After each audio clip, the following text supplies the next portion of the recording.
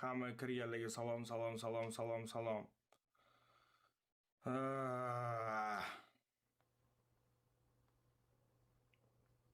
Bemalol kiraveringlar.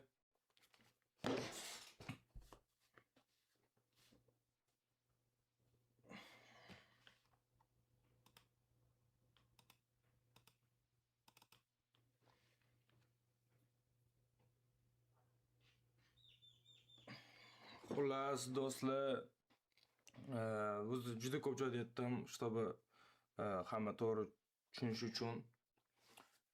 No, yana efir ham qilib vaziyatni obunachilarimga to'liq tushuntirib ketishni o'zimga shu bir muhim ish deb bildim. Xo'p. Vaziyat nima haqida? Davayki kelinglar bilan qilamiz. Ya'ni YouTube mani Darknet videomni o'chirib tashladi. Lekin shu bilan video chiqmaydi degani emas. По-любому biz video chiqaramiz, bilasizlar. U darajada bir loh odam emasman. Davayki fonga muzika qo'yib qo'yamiz. Shunaqangi bir yomon bir vaziyat, ishoninglar.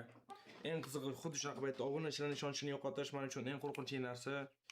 Shuning uchun ham o'zim shuncha chiqqanman, mas'uliyatni bo'ynimga olib, sizlarning oldingizga chiqib, muhim obunachilar meni noto'g'ri tushunib qolmasin. Mana qanaqadir bir aldayotgan yoki bir haypajor deb tushunib qolmasin deb oldingizgacha chiqqanman, do'stlar.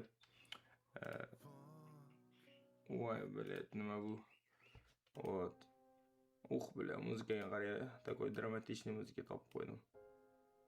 Короче, вот. To'g'risini aytsam, birinchi marta o'zimda ham bunaqa bo'lishi. Umuman o'zimda bunaqa bo'lmagan, ya'ni YouTube videomni hech qachon YouTube'ni o'zi o'chirib yormagan. Mana hozir efirda 5210 ta odam turibdi mana.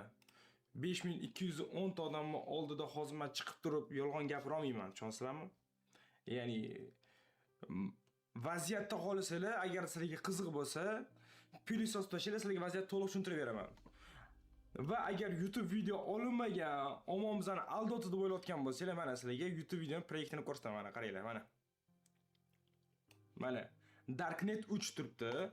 Ustiga bossanglar, mana qaranglar. Men hech qachon buni charramni aldab yoki nimadir qilmayman. Mana 6300 ta odam ko'ryapti. Prekinchi, bile. Birinchidan men xursandman shuncha odamga bu qiziq bo'layotgani. Mana Darknet 3 videosini proyekti. Mana qaranglar. Mana qaranglar. Hamma ko'ryaptimi? Shoshmay muzikani o'chirib turamiz shu joyda.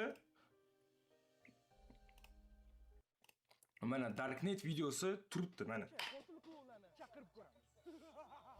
Va esingizda bo'lsa, bundan oldingi qismda bizni birinchi qotil klonni chaqirgan. Va u klon bizga chemadani tashlab ketgan. Va ana endi bu videoda esa biz yana bir qotil klonni chaqirib, o'zi nimaga qotil klonni borligini va Sardorni qayoqqa o'g'irlab ketishganini aniqlamoqchiman.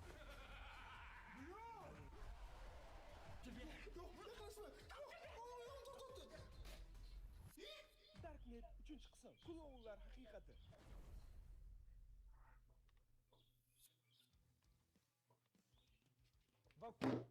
Ko'rasizlarmi do'stlar, to'liq mana video mana 35 minutlik to'liq uzun video turibdi. Mana biz yana xuddi o'sha ahvoldamiz. Mana Mametdagi shantajlarni ko'rsanglar jinni bo'lib qolar deylar. Mana qarang. Mana qarang.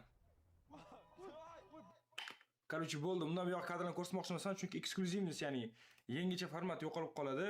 Lekin eng muhimi aytmoqchi bo'lganim, men obunachilarimni hech qachon aldamaganman, bilasizlar. Shuni sizlar tushuninglar, mana. 8,5 ming odam efirda o'tiribdi.